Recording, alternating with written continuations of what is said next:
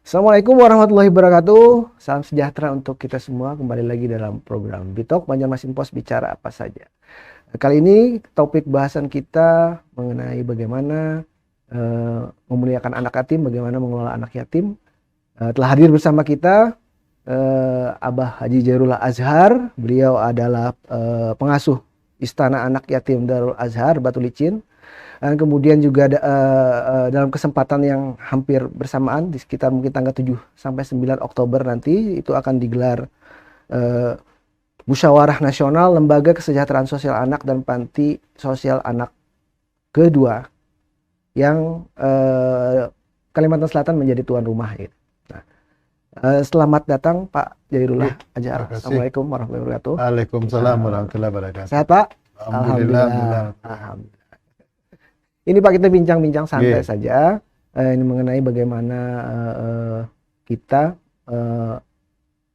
mengasuh anak yatim, kemudian bagaimana pula mengelolanya dan segala macamnya gitu Pak. Tapi mungkin sebelum kita bicara lebih jauh mengenai itu, mungkin bisa sedikit dijelaskan sih Pak. Jadi mungkin belum banyak yang tahu mengenai LKSA dan PSAA ini Pak. Itu Lembaga Kesejahteraan Sosial Anak dan Panti Sosial Anak.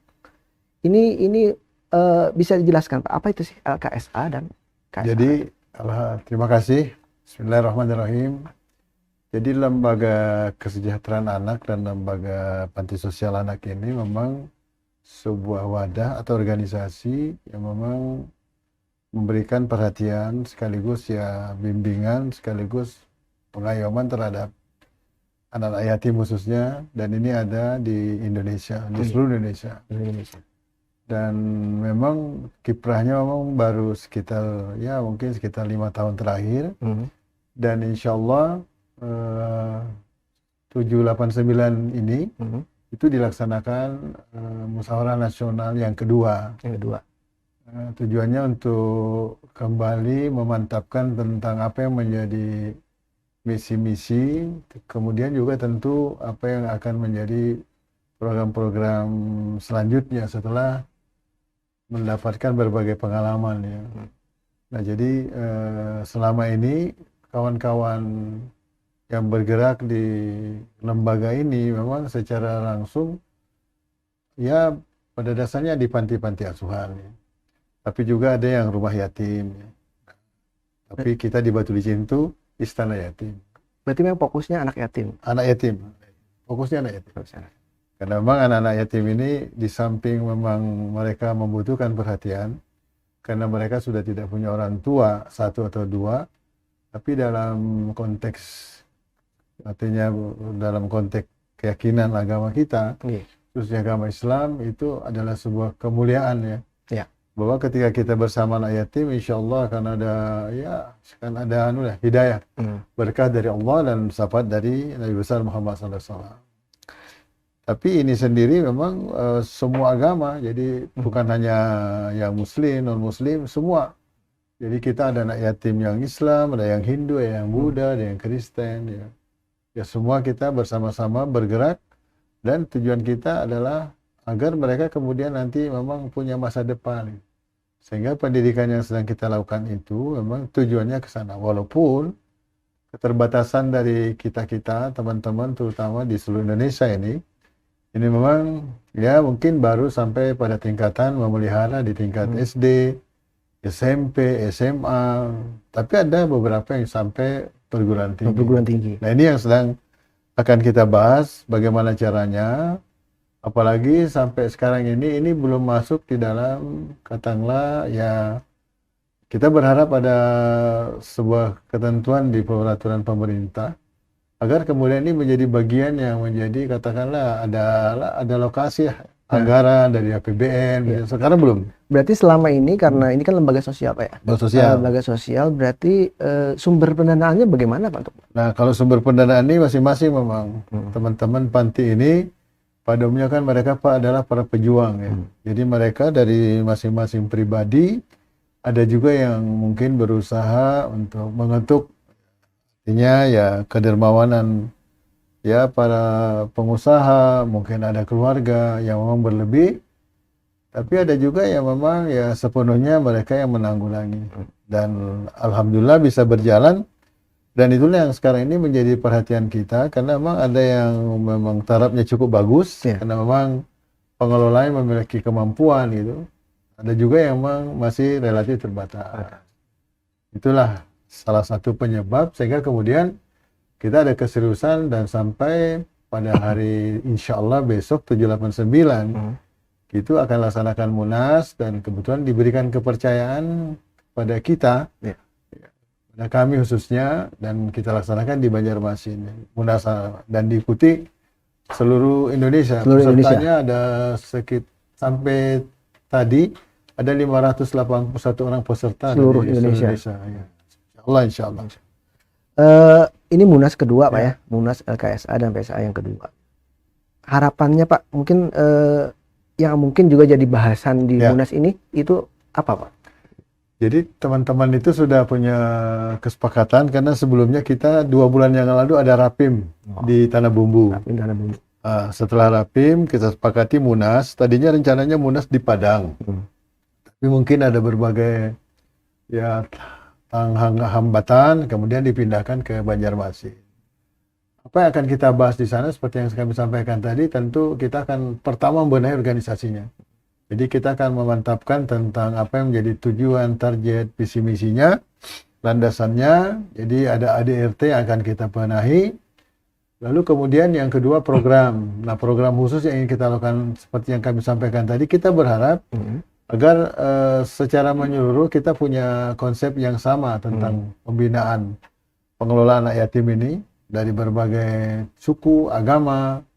Kemudian harapan kita yang sangat mendasar juga adalah adanya tentu harapan kita ini masuk dalam bagian perhatian pemerintah, terutama katakanlah dinas sosial, karena sampai sekarang anak yatim belum dapat nih, tergantung daerah masing-masing. Iya. Padahal kan menurut pasal 34 ayat 1 kan makin miskin dan anak telantar dipelihara oleh negara. Harusnya gitu. Tapi sampai sekarang belum. Di pasal 34 ayat 1 memang betul. Tapi sampai sekarang belum. Ini akan kita perjuangkan. Insya Allah. Kalau menurut pandangan Abah Jairullah kan cukup lama mengelola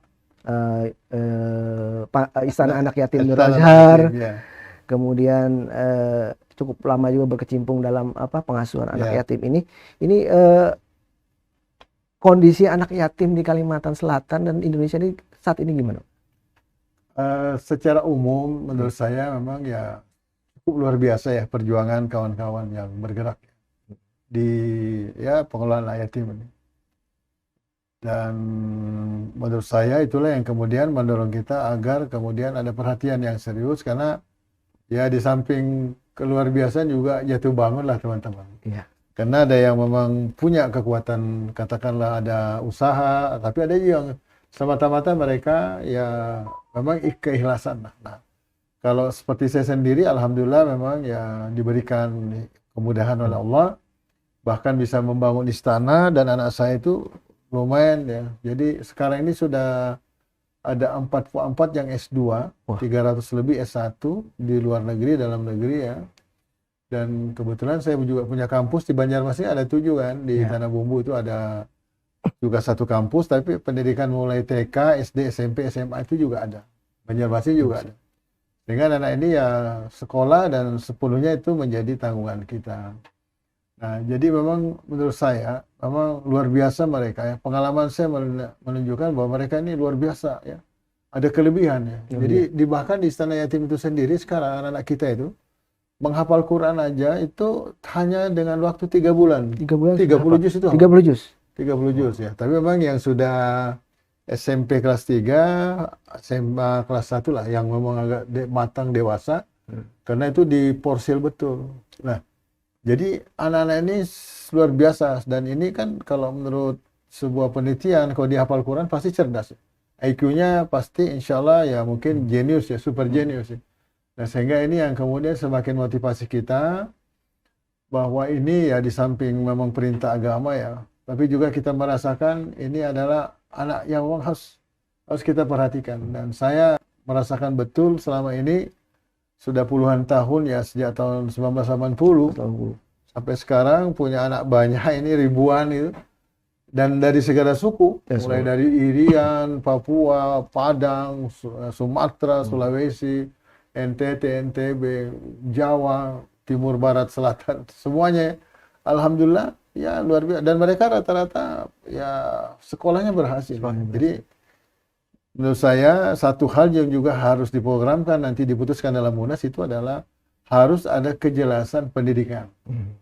Ini yang memang teman-teman banyak yang artinya curhat, mengeluh. Kenapa? Karena mereka maksimal memang mampunya sampai SMA.